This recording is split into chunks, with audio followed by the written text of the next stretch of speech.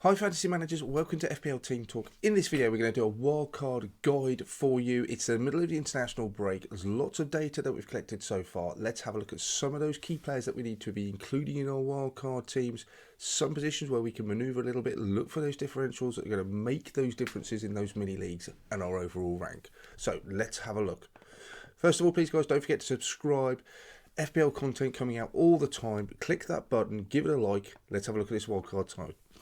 Okay, in goal, first of all, I think it's really straightforward for me. You could differ a little bit. I think Foster has to be in goal. He's a £4 million lowest costing goalkeeper to be playing. Those fixtures look pretty horrible for Watford, but he just is going to sit on my bench. It may be that game week in 3 weeks' time, yeah, I'll bring him in. We'll see how it goes. I've got Ramsdale's my first choice, 4.5 million.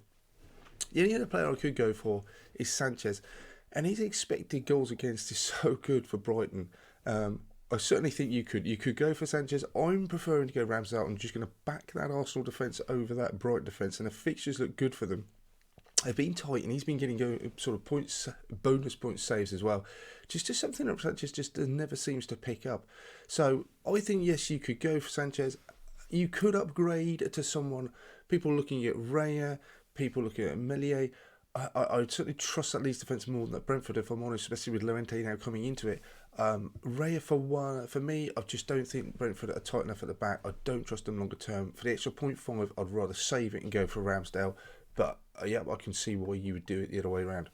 In midfield, in defence rather, guys, going for a Manchester City double up. They're just so good in defence. Went to Chelsea, kept that clean sheet. They've gone to Liverpool. Yes, they conceded 2 goals, but I think it's Anfield. It's probably the hardest game they're going to play this season away from home. That's been and gone. So the 2 players I would go for, 6.1, both of them. Cancelo, as we know, he's got some attacking returns this season, but the key thing for me is he's played every minute. He's played every minute of every game in the league this season, and so has Ruben Dias. So those 2 for me, just I want to get on board that City defence. I'm happy to double up and take the risk. So for me, those 2 will come in. Obviously, Cancelo just offers me not only the nailed on at the moment, but he offers me a little bit of attacking return because we know how forward-thinking he can be. He's averaging his expected goal involvement about 0.31. He looks pretty decent to me. James, I've put in there as well. We've got to wait for Tuchel's press conference. For me, Reece James, 5.5.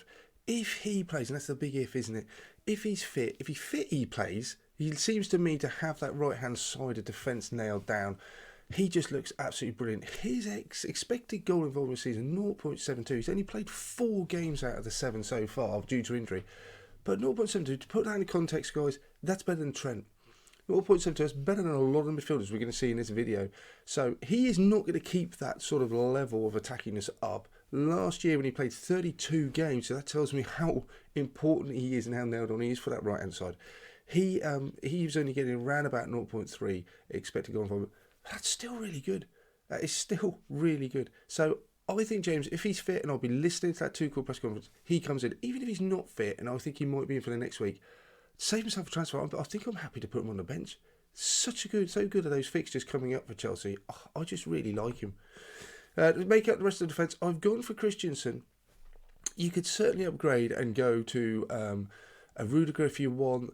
I think for the money, he's missed 2 games this season. He does seem to play some of the bigger games though, Christensen. I think for 5 million, I'm prepared to accept. I'm going to save that money. I'm prepared to accept that he might be rotated slightly more than the others. Especially if Reece James comes back, you've got the deal with Azpilicueta now moving into maybe the centre of defence. So Christensen, I accept that I'm going to get slightly more rotation with him, but for 5 million, I'm going to save my extra million and not go for someone like a Rudiger or Azpilicueta, who's obviously 6. Rudiger's not 5.7 at 5.6 at the moment.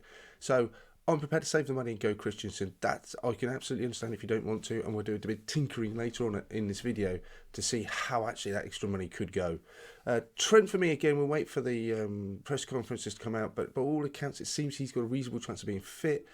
He comes in at some point. I worry if I don't put him in the side now, how am I going to find a way back to him? That's my biggest concern, I think. And he's just a player that has just been so good this season that even for the price, I just feel like he's got to be in there. I'm not saying he's a non-negotiable or a must-have, but I don't want to go into some Liverpool fixtures in the coming weeks without him in that side. I'm worried about the damage he can do to me.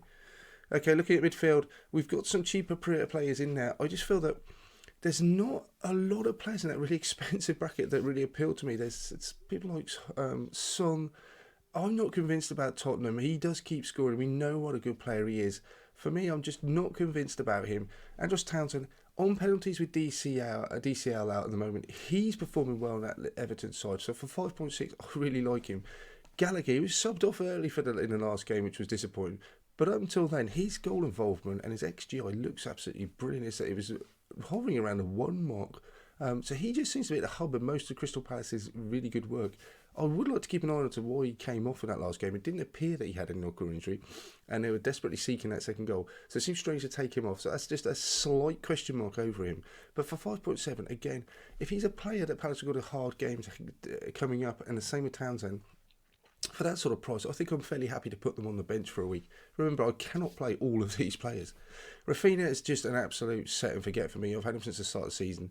His price no doubt will go up shortly, but he's just been brilliant. Hopefully this international break will clear him of any injuries, give him the rest that he needs, and he'll start playing more games. He's been coming off early in the last couple of matches, despite the fact he scored 2 and 3. But for me, Rafinha is just an absolute must-have. Now midfield, I'm not even going to go into the conversation with Salah. He just absolutely has to be in it. And Bueno, 5.5, it's his price and the fact he's playing up front that really appeals. And we looked at him in a previous video. He just seems to be absolutely nailed up front. He's having a good partnership with Tony. There doesn't seem to be anything that's going to interrupt or disrupt that partnership. 5.5 is just a cracking price for me. I don't think there's any other. I'd much rather go for Mbeumo than a Doucouré for an Allen. I just think his stats and figures, something like the 7th highest goal scoring in terms of goal involvement for a midfielder who's played all games so far this season. He's just a real gem. We knew about him at the start of the season as SPL managers that he would be playing up front. He was listed as midfielder. And I think now we've had enough statistical analysis to be able to say that, yeah, he's starting every game. He is a threat. He's taking lots of shots in and around the box. I really like him for 5.5. Again, he's one of those players, Brentford got a tough game. I'm happy to put on the bench. But 5.5, he just enables me to do so much more. He's in for me. Up front then, Antonio, he's had a fabulous season. Obviously, he had a disappointing game against Brentford. You're just not going to get returns in every game.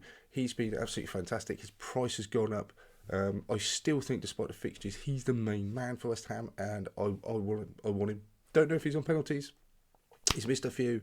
I wasn't on the pitch when West Ham had the last one, so there's a bit of a question mark over that. But he's still doing it without them as well. Then we got obviously the Wolves player. This is a little bit of a knee-jerk, but for 5.5, I'm really tempted. Hwang, his record for Leipzig was really poor last season, but he had a lot of knocks and injuries. So apparently he saw 1 assist in 18 games is nothing that you would jump on as an FPL manager and think, wow, that's great. But 5.5, really cheap, playing, scoring. For a Wolves team that have quite a lot of fixtures coming up, I just think, yes, for 5.5, again, if it's a bench player, I don't mind that too much for that sort of price. Hwang, I would take a chance. Other options are you upgrade to someone. Armstrong's interesting. Southampton's fixtures look quite tasty in the next few weeks. They're not playing particularly well. So whether you'd want to go down that route or not, the one thing I would say about Armstrong as a differential is that he possibly now is on penalties with Ward-Prowse suspended, but that hasn't been confirmed. And then lastly, Lukaku, even though he is not getting goal contributions, he did for Belgium midweek, by the way. His fixtures are so good. He's nailed on in that Chelsea side. I don't want to be spending my next few game weeks hiding behind the sofa, hoping Lukaku plays. I just think he's a great option. He's going to start. He will score goals. We know that. Let's get him involved. Okay, guys, so there's lots of different options. If we look at the whole team value for us, here it is. It is over 100. My team, because I've had a Salah and Antonio from very early on, the price has gone up.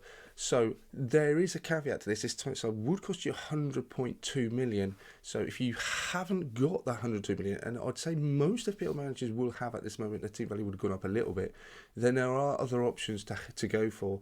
And I think let's just have a look at some of those. Let's just have a little bit of a tinker. Okay, so the options are, obviously, if we do have someone like Trent Alexander-Arnold, we get told, is injured and not available. Reece James is not available. Reece James, we could move across to someone like a Rudiger. We can put him across to a Rudiger. That's quite straightforward to do.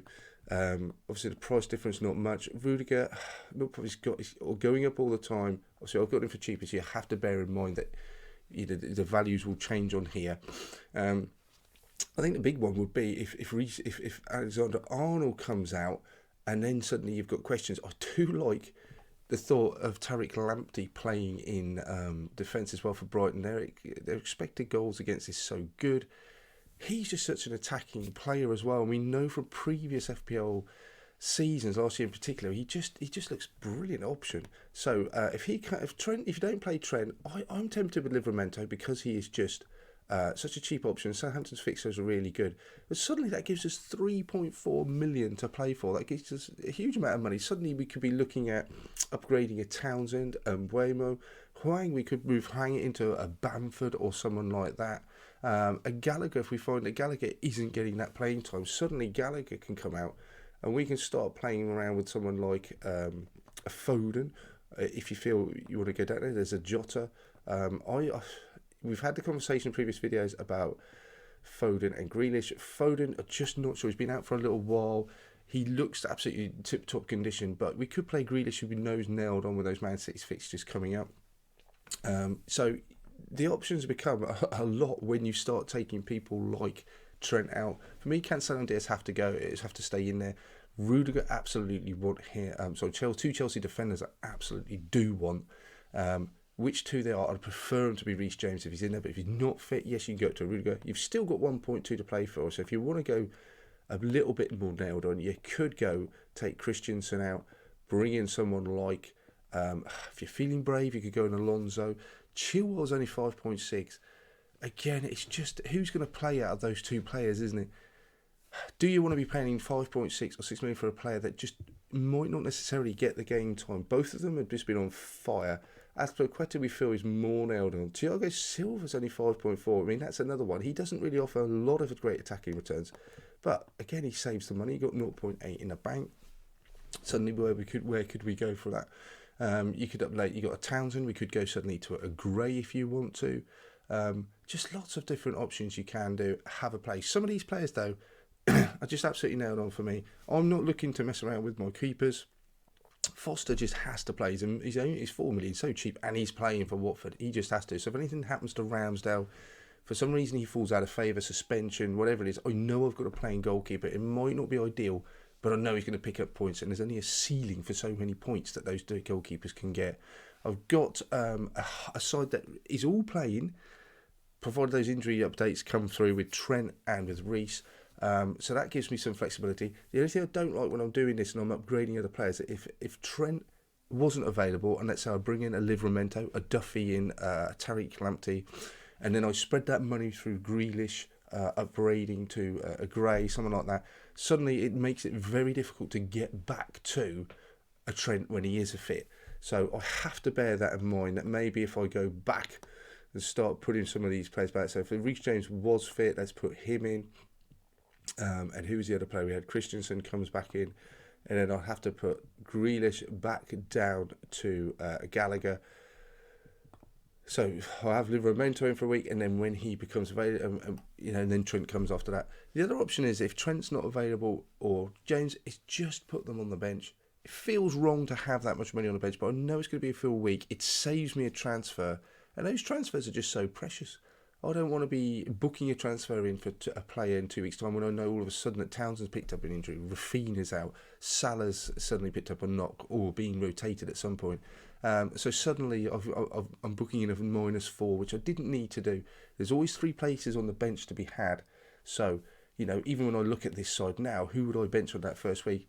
It gives me an extra headache, if I'm honest. I'm possibly looking at Buemo because they've got Chelsea away. If we look at the other fixtures, who have we got? Chelsea at home is a tough game. You put Man City, you'd want to play both of those. The Liverpool game, Watford, obviously Foster's not going to play. I've got a headache. Do I play Townsend? I mean, possibly you wouldn't play Gallagher away at Arsenal, so that's 2 places. So, you know what? It's great to have that headache sometimes, but I don't want too much money sat on that bench. So I'll probably be looking at the likes of Buemo, Livramento at home to Leeds, but Southampton have been keeping fairly tight, especially at home. Lots of questions, but it's nice decisions to have to make. But we know how irritating it is when you've got lots of points sitting on the bench and you don't make those good calls.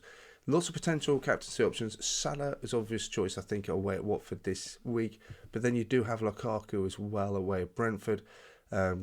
for me, that's a really tough one. You just expect Lukaku to start scoring at some point, but what does swing it for me, I think, is just Salah on penalties. But will Lukaku take penalties if Jorginho's not playing? It's tough, isn't it, guys? It's tough.